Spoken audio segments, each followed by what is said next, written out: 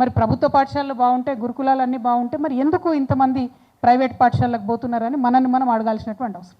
సరే, అదొక చర్చ అనుకుంటే, ఇప్పుడు ప్రైవేట్ పాఠశాలకు పోతున్నారు కాబట్టి పోయేటటువంటి ప్రైవేట్ పాఠశాలలు బాధ్యతాయుతంగా ఉండి పేరెంట్స్ యొక్క వీక్నెస్, అంటే నా బిడ్డ బాగా చదువుకోవాలి అనేటటువంటి ఒక ఆతృత, అది వీక్నెస్ కింద పరిగణించి దాన్ని ఎక్స్ప్లాయిట్ చేసి దాన్ని వ్యాపార ధోరణికి తీసుకెళ్తున్నటువంటి పాఠశాలలు, ముఖ్యంగా కార్పొరేట్ పాఠశాలలను మాత్రం నియంత్రించాల్సినటువంటి అవసరం ఉందనేది నిర్వివాదమైనటువంటి అంశం. మరి నియంత్రణ చేయాలి అంటే మే నెలలోనే నేను మీ అందరి ముందు డిమాండ్ చేస్తూ ఉన్నా, మీ అందరి సమక్షంలో కాంగ్రెస్ గవర్నమెంట్ని డిమాండ్ చేస్తూ ఉన్నాం. మీరు ఏదైతే చెప్పారో, మేము కొత్తది ఏం అడుగుతలేం, మీరు ఏదైతే చెప్పినరో ఫీ రెగ్యులేట్ చేస్తామని చెప్పినరో తక్షణం మీరు ఆ గవర్నమెంట్ ఆర్డర్ ఇప్పుడు ఇవ్వండి. మీరు చట్టం పెట్టడము, అసెంబ్లీ చేయడము అవన్నీ తర్వాత, ఎందుకంటే నొప్పి ఉన్నప్పుడే మందు కావాలి. ఇప్పుడు పేరెంట్స్కి మే నెలలో బాధ ఉన్నది, నొప్పి ఉన్నది, తీవ్రత ఉన్నది. ఇప్పుడు ఇమ్మీడియట్గా నిజంగానే మీరు ప్రజాప్రభుత్వం అయితే, నిజంగానే మీరు ప్రజలకు ఇచ్చినటువంటి మాట నిలబెట్టుకోవాలనుకుంటే, నిజంగానే మీరు ఈ ప్రజల్లో తలెత్తుకొని తిరగాలనుకుంటే మాత్రం ఈ మే నెలలోనే తక్షణమే ఫీ రెగ్యులేట్ చేస్తూ జీవో దేవాలని మేము డిమాండ్ చేస్తూ ఉన్నాం. పోయినసారి ఫీజు కన్నా ₹1 ఫీజు కూడా పెంచొద్దు ఏ పాఠశాలలు అని చెప్పి తక్షణమే రేవంత్ రెడ్డి గారి ప్రభుత్వం జీవో దేవాలని నేను తెలంగాణ రక్షణ సేన తరఫున డిమాండ్ చేస్తూ ఉన్నాను.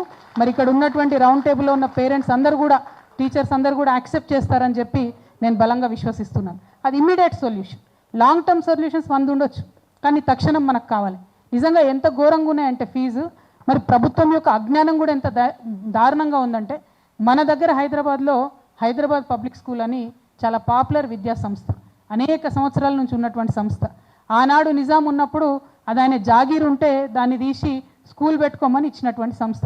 అంటే ఎసెన్షియలీ హైదరాబాద్ పబ్లిక్ స్కూల్ది అది గవర్నమెంట్ ల్యాండ్, ప్రభుత్వం యొక్క భూమి. అంటే ప్రభుత్వ భూమి, ప్రభుత్వ హయాంలో నడిచేటటువంటి హైదరాబాద్ పబ్లిక్ స్కూల్ని ఈసారి 120% ఫీజు హైక్ చేసిండ్రు. 120%.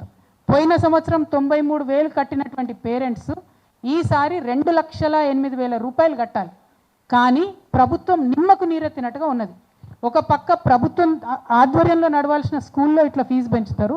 రేవంత్ రెడ్డి గారు మొన్న పోయి ఒక ప్రైవేట్ స్కూల్ ఓపెన్ చేస్తాడు. అంటే ఏం మెసేజ్ ఇస్తున్నారు మీరు జనంకి, ప్రజలకి ఏం చెప్తున్నారు? మా ప్రభుత్వానికి స్కూల్ నడపడం చేత కాదు, ప్రైవేట్లో మీరు స్కూల్ పెట్టుకోండి, దోసుకోండి అని చెప్తున్నటువంటి పరిస్థితి ఉంది. నేను ముఖ్యమంత్రి గారిని సూటిగా డిమాండ్ చేస్తూ ఉన్నా, హైదరాబాద్ పబ్లిక్ స్కూల్ అనేటటువంటిది ప్రభుత్వం ఇచ్చినటువంటి భూమిలో నడిచేటటువంటి సంస్థ. అందులో ఉన్నటువంటి భూమిలో ఒక 30 ఎకరాలని కొట్టేయడానికి ఆ కమిటీ ప్లాన్ వేస్తున్నటువంటి విషయం మీకు తెలుసు, మాకు తెలుసు, అందరికీ తెలుసు. అందులో ప్రభుత్వ పెద్దలు ఉన్నారు, ముఖ్యమంత్రి గారి బంధువులు ఉన్నారు. మరి మీరు చర్యలు తీసుకుంటారా, తీసుకోరా అని సూటిగా నేను డిమాండ్ చేస్తున్నా. ఇంకా దారుణం ఏంటంటే, ఆ హైదరాబాద్ పబ్లిక్ స్కూల్లో ఒకటే అధికారి ఉన్నది. ఆమె 14 సంవత్సరాల నుంచి ఒకటే పోస్ట్లో ఉన్నది.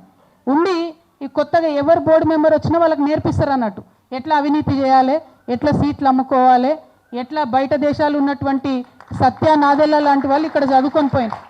సత్య Nadella is alumni of Hyderabad public school. So ఇప్పుడు ఏంది, ఆయన వచ్చి ఇక్కడ డొనేషన్ ఇచ్చిపోయింది మొన్న. ఆ డొనేషన్ లెక్కలు ఏమైపోయినాయంటే తెలియదు, ఎవరు చెప్పరు. అనేక మంది హెచ్పిఎస్ అలుమ్ని డొనేషన్స్ ఇస్తే నో అకౌంటబిలిటీ, జీరో అకౌంటబిలిటీ. గొప్ప గొప్ప వాళ్ళందరూ, ముఖ్యమంత్రి గారు చుట్టాలందరూ ఆ కమిటీ నిండి ఉన్నారు. విద్యాశాఖ మంత్రి మన కర్మగాలి ముఖ్యమంత్రి గారే ఉన్నారు. కాబట్టి నేను వారిని డిమాండ్ చేస్తున్నా, you should please immediately review what is happening in HPS మీద రివ్యూ చేయాలి. అది హైదరాబాద్ పబ్లికేషన్ మీద ఖచ్చితంగా పబ్లిక్ స్కూల్ మీద ఒక స్టాండ్ తీసుకోవాలని నేను డిమాండ్ చేస్తున్నా. అంటే ఎందుకంత స్ట్రెస్ చేసి నేను హెచ్పిఎస్ మీద చెప్తున్నా అంటే, అది ప్రభుత్వ స్కూలు, ప్రభుత్వ భూమితో నడిచేటటువంటి స్కూలు, ప్రభుత్వానికి అకౌంటబుల్గా అక్కడనే 120% పెరిగితే ముఖ్యమంత్రి గారు పట్టించుకోకపోతే, ఇక ఏ నారాయణ స్కూలోడో, ఏ చైతన్య స్కూలోడో, ఇంకో స్కూలోడో పెంచిన ఫీజు మీద మీరు ఏం పట్టించుకుంటారు? మీరు వాళ్ళని ఎట్లా ప్రశ్న వేస్తారనే విషయాన్ని ముఖ్యమంత్రి గారు నేను అడుగుతున్నాను. ఇక్కడ 120%, ఇంకా అనేక మంది నాకు స్కూల్లో లిస్ట్ ఉన్నది, 40-50% హైక్ చేసిండ్రు స్కూల్స్లో. నా రిక్వెస్ట్, బడ్జెట్ స్కూల్స్ ఇందాక వరలక్ష్మి గారు మాట్లాడారు. బడ్జెట్ స్కూల్స్ అనేటటువంటి నిజంగా కూడా మన తెలంగాణ బిడ్డలు అనేక మంది నిరుద్యోగులుగా ఉండి వాళ్ళు ఇంకో 10 మందికి ఉద్యోగాలు ఇవ్వాలని పెట్టుకున్నటువంటి పాఠశాల. I'm not only talking about Hyderabad, నేను కరీంనగర్ గురించి చెప్తున్నా, ఖమ్మం గురించి చెప్తున్నా, మహబూబ్నగర్ గురించి చెప్తున్నా, ఆదిలాబాద్ గురించి చెప్తున్నా. ఆనాడు మన తెలంగాణ వాళ్ళకు ఉద్యోగాలు లేనప్పుడు ఈ చిన్న చిన్న పాఠశాలలు, జూనియర్ కాలేజీలు, డిగ్రీ కాలేజీలు పెట్టి మా తెలంగాణ బిడ్డలు ఇంకా 100 మందికి జాబ్స్ ఇచ్చిండ్రు. చాలా మినిమం ఫీజుతో నడిచేటటువంటి స్కూల్స్ ఉన్నాయి, ఎథిక్స్తో నడిచేటటువంటి స్కూల్స్ ఉన్నాయి. అట్లాంటి స్కూల్స్తో మాకేం కంప్లైంట్స్ లేవు. కానీ విద్యను మొత్తం ఒక వ్యాపారం చేసి మేమే ఉన్న స్కూళ్ళన్నీ మింగుతాం, ప్రతి జిల్లాకు పోయి ఆ స్కూళ్ళని బినామీ పేర్లతో కొనుక్కుంటాం, పర్మిషన్ ఉన్నా లేకున్నా నడిపించుకుంటాం అనే స్కూల్స్తో మాత్రం ఖచ్చితంగా మొత్తం సమాజానికి, తెలంగాణ సమాజానికి ప్రాబ్లం ఉంది. తెలంగాణ సమాజానికి ప్రాబ్లం ఉంటే తెలంగాణ రక్షణ సేనకు ప్రాబ్లం ఉన్నట్టే. ఖచ్చితంగా కార్పొరేట్ స్కూల్స్ మీద మాత్రం మేము కొట్లాడతామనే విషయాన్ని ఈ సందర్భంగా తెలియజేస్తున్నాం.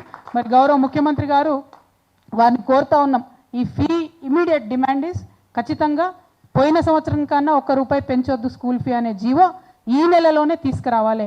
ఇప్పుడు ఇక్కడ అన్ని రంగుల జెండాల వల్ల ఉన్నాం, పీడిఎస్సీ ఉంది, ఎస్ఎఫ్ఐ ఉంది, ఇంకా అనేక మంది ఉన్నారు. వారందరినీ కూడా నేను కోరుతున్నా, దీనికోసం కలిసికట్టుగా కొట్లాడదాం. నాట్ ఓన్లీ ఇన్ హైదరాబాద్, రాష్ట్ర వ్యాప్తంగా ప్రతి కలెక్టరేట్ ముందు మనం ఒక డేట్ అనుకొని నిరసన ప్రదర్శన పెడదాం.